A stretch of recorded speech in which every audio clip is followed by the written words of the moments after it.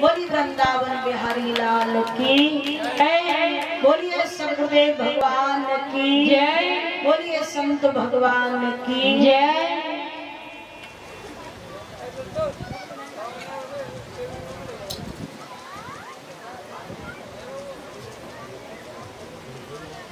देखिए, भगवान के साथ रहने का, खेलने का अवसर किसे प्राप्त होता है पता है?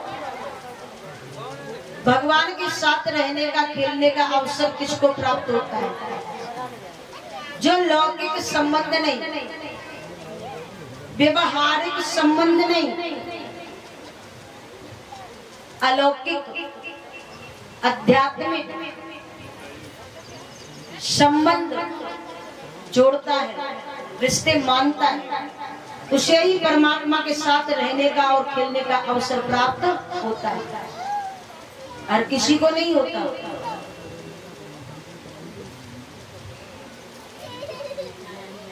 क्योंकि ब्रज के ग्वालवाल सदैव यही कहते थे भगवान श्याम सुंदर से कि हे कृष्ण, सदैव यही कहते थे कि हम लौकिक रिश्ते बिल्कुल भी नहीं मानते, हम आध्यात्मिक अलौकिक रिश्ते मानते हैं, और जो आध्यात्मिक अलौकिक रिश्ते मानता है उसे ही परमात्मा के साथ रहने का, खेलने का अवसर प्राप्त होता है। ग्वालवाल क्या कहते थे पता है भैया? ग्वालवाल कहते थे सत्यम माता पिता ज्ञानम। इस श्लोक के अंदर लिखा है सत्यम माता पिता ज्ञानम, धर्मो भ्राता दया स्वसा, शांत पत्नी क्षमा पुत्र सड़े से मोह बांधव। ग्वाल वालों का कहना था सत्य हमारी माता है, ज्ञान हमारा पिता है, धर्म में हमारा भाई है, दया हमारी बहन है, शांति हमारी पत्नी है और क्षमा हमारा पुत्र है। ये छह ही हमारे परिवार के सच्चे पारिवारिक सदस्य। तो कहने का मतलब जो व्यवहारिक रिश्ते नहीं, आध्यात्मिक अलौकिक रिश्ते संबंध परमात्मा से जोड़ता है, उसे ही परमात्मा के साथ रहने का, खेलने का अवसर प्राप्त होता है। जब कृष्ण नाना प्रकार के खेल खेला करते थे,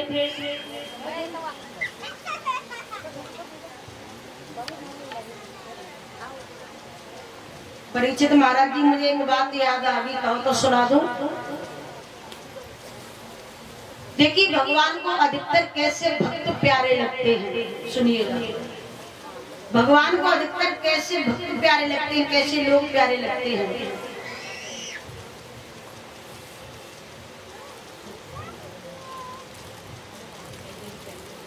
यानी एक किसान था, एक किसान था, यानी जिनके अंदर छल कपट चालाकी राग द्वेष न हो, भाषा कितनी भी खड़ी हो। तो क्या बताया है?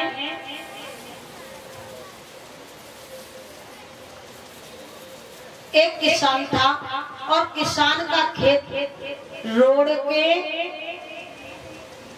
किनारे पर था, रोड से सटा हुआ था, रोड के किनारे पर किसान का खेत था। माता तो किसान एक दिन हल चला रहा था, खेत की जुताई कर रहा था। इतने में क्या होता है, उसी मार्ग से एक महात्मा जी निकल करके जाते, उसी मार्ग से एक महात्मा जी निकल करके जा रहे थे। महात्मा जी ने देखा कि किसान हल चला रहा है, लेकिन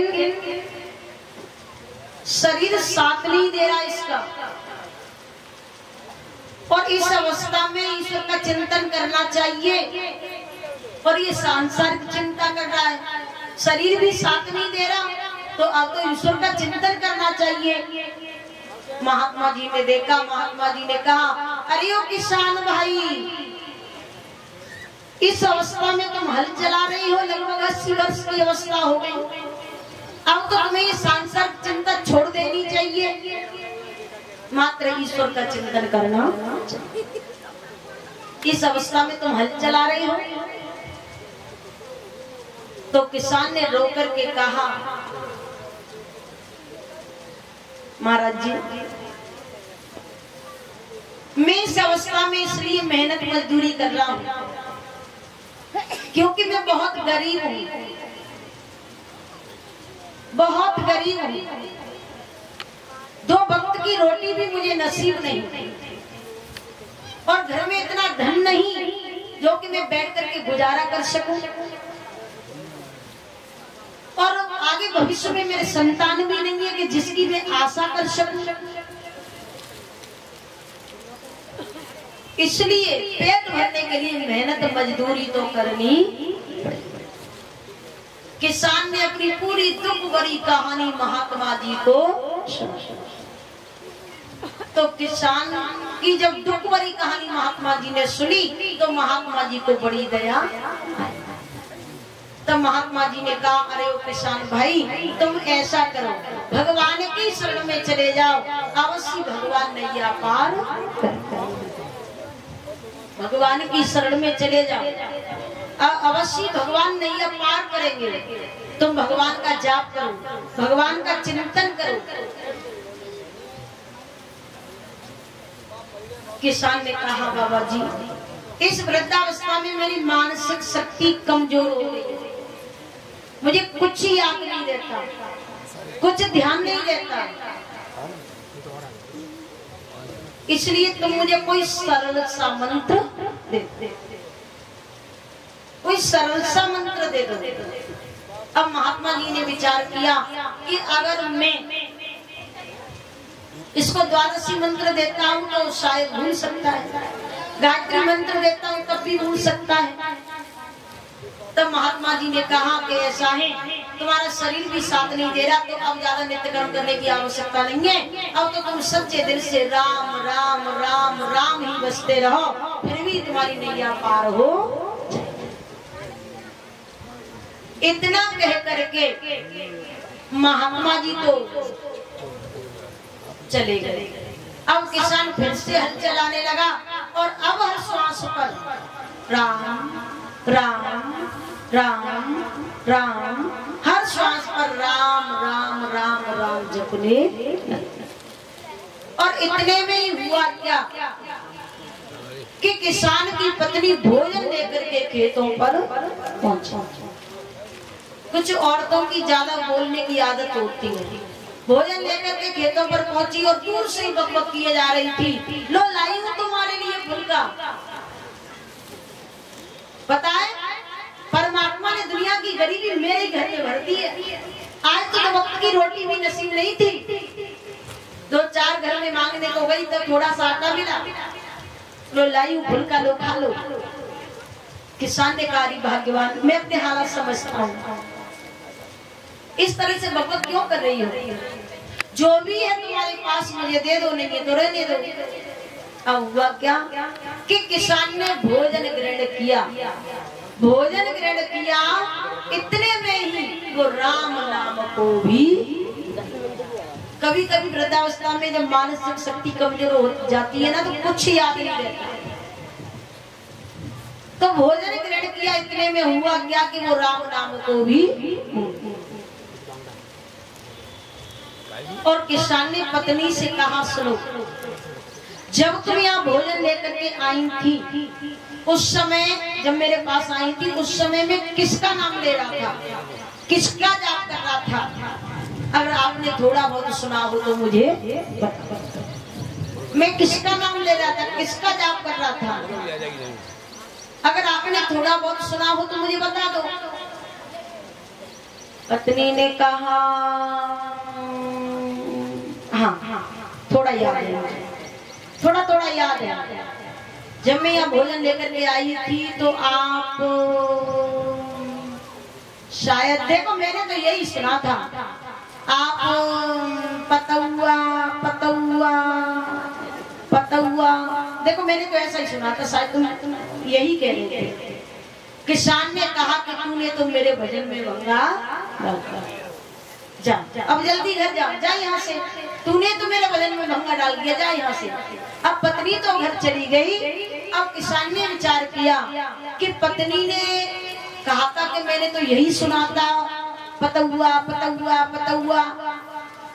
जब पत्नी ने सुना है तो शायद मैं पतौआ ही कह रहा होगा, क्योंकि परमात्मा के नाम अनेक हैं, रूप भी अनेक हैं, लेकिन है तो परमात्मा एक। नाम भी अनेक है, रूप भी अनेक है, लेकिन है तो परमात्मा एक ही। अब किसान क्या करता है, फिर से चलाने लगा।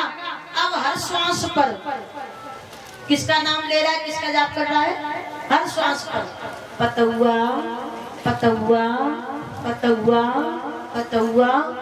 अब नाम तो पतौआ पतौआ ले रहा है, लेकिन हृदय से चिंतन तो परमात्मा का ही। तो इतने में ही हुआ क्या, उसी मार्ग से लक्ष्मी जी और भगवान नारायण निकल करके जा रहे। लक्ष्मी जी और भगवान नारायण निकल करके जा रहे थे। अब लक्ष्मी जी ने देखा ये किसान हल चला रहा है और हर श्वास पर बड़े प्यार से पतौआ पतौआ पतौआ पतौआ कह रहा है। आखिर ये किस देवता का नाम ले रहा है, किसका चिंतन कर रहा है, मैंने तो आज तक ये नाम नहीं सुना।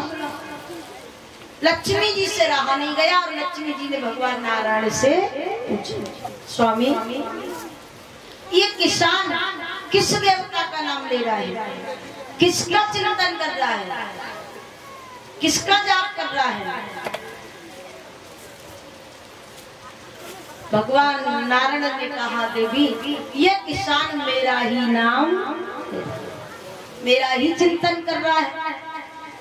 लक्ष्मी जी बोली, लो कर लो बात। अरे मैं तो हर पल तुम्हारे साथ रहती हूँ, आपने तो हमें कभी नहीं बताया कि आपका नाम पतौआ भी। मैं तो हर पल आपके साथ रहती हूँ, आपने तो हमें कभी नहीं बताया कि आपका नाम पतौआ भी है, लोग तुम्हें पतौआ भी कहते हैं।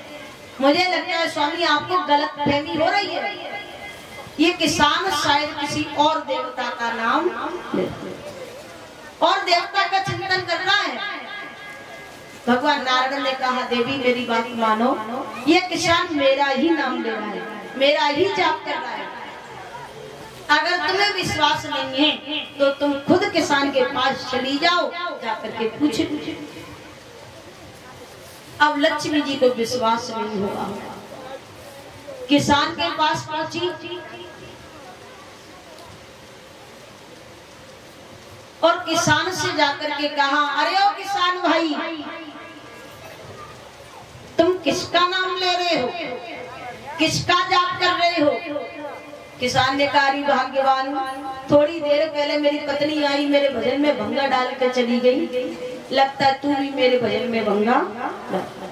अब किसान को क्या पता ये कौन, लक्ष्मी जी आई, लेकिन किसान को जानकारी नहीं थी। किसान ने कहा, तुझे क्या लेना देना, अरे मैं जिसका नाम ले रहा हूँ, जिसका जाप कर रहा हूँ, करने दे, तुझे क्या मतलब, तुझे क्या लेना देना, जा यहाँ से।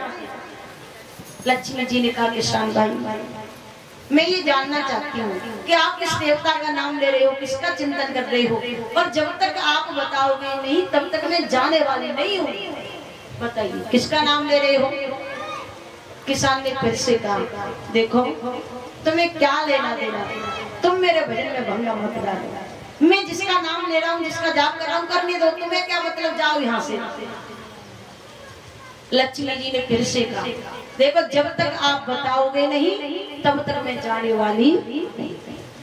मैं ये जानने आई हूँ आप किस देवता का नाम ले रहे हो, किसका जाप कर रहे हो। किसान को बड़ी गुस्सा आई, अच्छा जावेगी नहीं तो तू पूछ के ही जावेगी। किसान को बड़ी गुस्सा आई और किसान ने कहा, सुन मैं किसका नाम ले रहा हूँ, पूछ के ही जावेगी, वैसे तो तू जावेगी नहीं, तो सुन ले मैं किसका नाम ले रहा हूँ। किसान ने कहा, मैं तेरे खसम को नाम ले रही हूँ, अब तो समझ में आ गया मैं किसका नाम ले रहा हूँ। अब लक्ष्मी जी दौड़ करके भगवान के पास पहुंची, कहा, स्वामी मैंने भक्त तो बहुत देखे लेकिन ऐसा भक्त नहीं।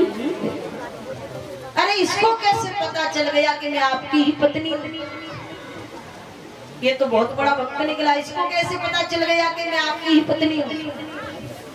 भगवान ने कहा, देवी, जिन लोगों के हृदय में छल कपट चालाकी राग द्वेष नहीं होता, भाषा कितनी भी खड़ी हो, भाषा कितनी भी खड़ी हो, लेकिन भाषा के अंदर प्रेम होना चाहिए, प्रेम होना चाहिए, भाव होना चाहिए।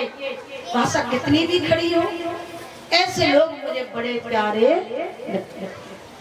पता है माताओं, जब हमारे प्रोग्राम भी राजस्थान की तरफ होते हैं, हरियाणा की तरफ होते हैं, तो उधर भी भाषा बड़ी खड़ी है। माता बहनें हमसे तू करके बोलती है सभी, लेकिन प्यार बहुत है। मुझसे भी खुले शब्दों में कहती है, अरे गुरुजी बता दियो तेरे को कहा चाहिए खावे के लिए, जो तेरे को पसंद होगा वही खिलाएंगे तेरे को, और नहीं बतावेगा तो दायरी के घाट तो हमारा ना, तेरे ही घाट। तो भाषा खड़ी है, लेकिन प्यार बहुत है, प्रेम होना चाहिए। प्रेम से तो तुम जानते हो, भगवान तो झूठे बेर सबरी के खाए बहुविध स्वाद बताए। सबसे ऊंची प्रेम दुर्योधन की मेवा त्यागी साग विदुर, सबसे ऊंची प्रेम। तो प्रेम होना चाहिए। भगवान कहते हैं भाषा कितनी भी खड़ी हो, लेकिन जिनके अंदर प्रेम होता है और मेरे प्रति सच्ची आस्था होती है, वो लोग मुझे बड़े प्यारे लगते हैं। तो इस प्रकार से भैया सुखदेव जी महाराज राजा परीक्षित को कथा श्रवण कराते हैं, और परीक्षित महाराज भी आनंद से कथा को श्रवण। और माता ब्रज की गोपियां कितनी महान थी बता दूं, क्योंकि उनके अंदर छल कपट चालाकी नहीं था।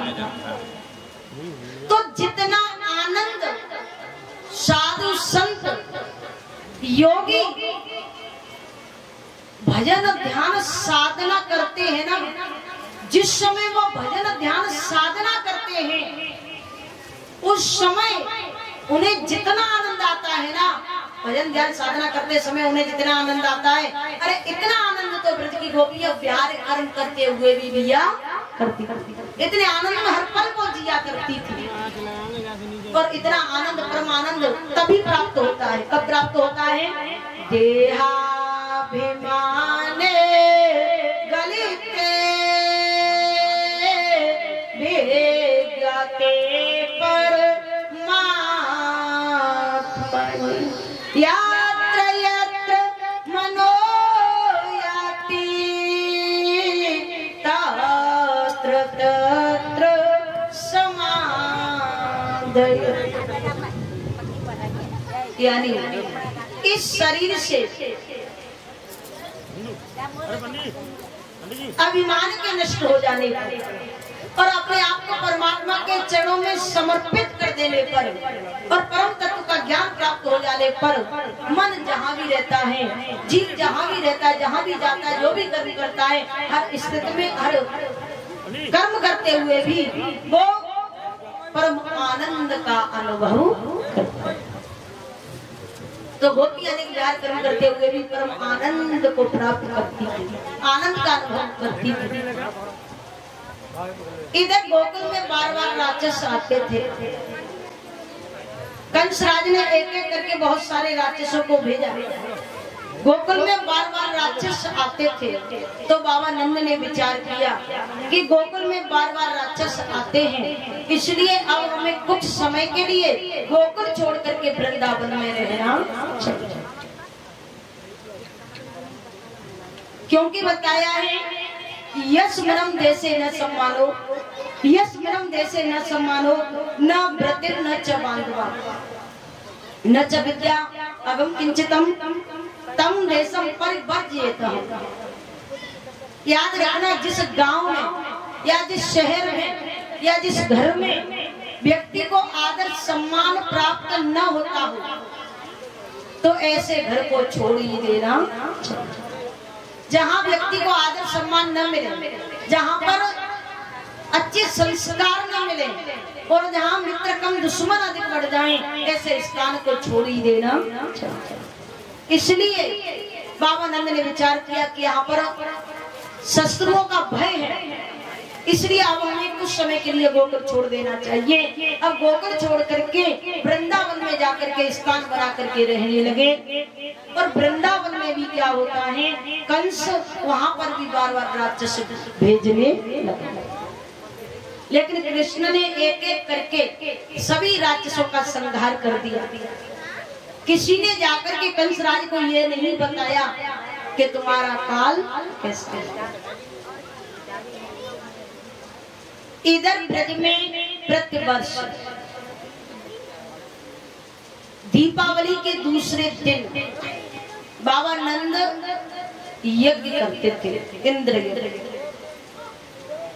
तो बाबा नंद ने घर घर में सूचना की कि कल इंद्र की पूजा होगी, तो सभी ब्रजवासी अपने अपने घर पकवान बना के तैयार करें इंद्र की पूजा के लिए। पकवान बना करके तैयार करेंगे। सभी ब्रजवासी अपने अपने घर पकवान बनाते हैं। इधर माँ यशोदा जी पकवान बना रही थी।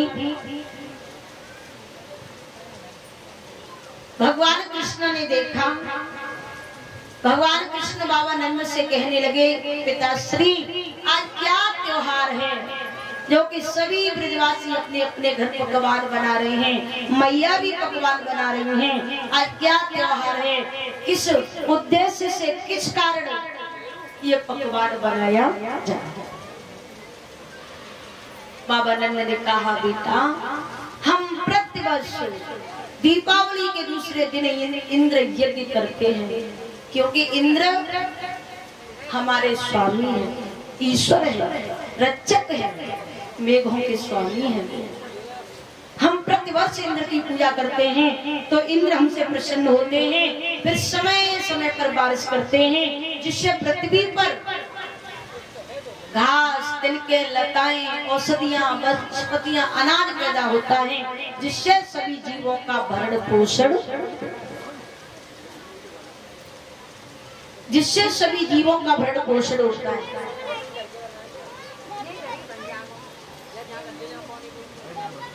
बोलिए वृंदावन बिहारी लाल की जय, बोलिए सदगुरुदेव भगवान की जय।